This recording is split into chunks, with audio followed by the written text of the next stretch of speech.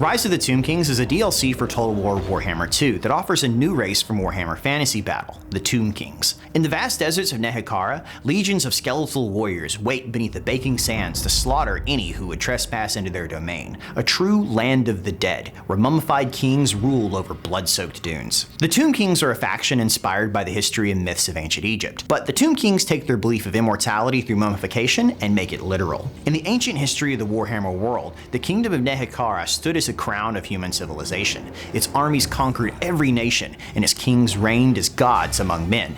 But even their greatest lords couldn't defeat death, and slowly the kingdom crumbled. Seeking to overcome this mortal flaw, Nagash, a reviled necromancer, created a spell to return life to the dead. In a single moment, he cursed his own kingdom to everlasting unlife. Now that death is no longer a barrier to the glory of the Tomb Kings, they will see the Empire of Nehekhara restored to greatness. Rise of the Tomb Kings introduces new skill trees, traits, quest chains, legendary war gear, and situational challenges, alongside a host of new campaign mechanics and a roster full of unique and exciting units. But the big change for this DLC is the removal of the smaller campaign story. In response to player feedback, Creative Assembly has instead included 2 additional legendary lords, bringing this DLC's total to 4. The first you can play as is the king of all Tomb Kings, SETTRA the Imperishable, a ruthless leader whose thirst for conquest wasn't slaked by death. And now that immortality is finally his, the civilizations that flourished in his absence will now feel his wrath. But for his own people, SETTRA is a great leader, bringing bonuses to growth and public order while reducing construction time. He also gives bonus armor to skeletal chariots and tomb guard units, and has a selection of unlockable mounts like the Khymrian War Sphinx and the flame-wreathed Chariot of the Gods. Your next option is Queen KHALIDA, the warrior queen of Ibaris, was famed for her intelligence, honor, and bravery. But her reign was cut short when her cousin attempted to create an elixir of life and instead discovered the twisted immortality known as vampirism. To protect her people, she killed her cousin, but not before the vampirism spread to her own blood. With her last breath, KHALIDA cried out to the serpent goddess Asif, who purified her of the taint. She now serves as the goddess's chosen warrior, with Aesaf's divine venom coursing through her veins, which adds poison attacks to all units in her army. As a leader, KHALIDA reduces all forms of corruption and enjoys a diplomatic bonus with other Tomb Kings, and grants a hefty bonus to ammunition for all ranged units and reduced attrition effects. Grand Hierophant Katep, the oldest and wisest of the Lich Priests. It was Katep who awoke SETTRA to unlife after Nagash's great ritual leveled their home. But if he expected praise, he was sorely disappointed.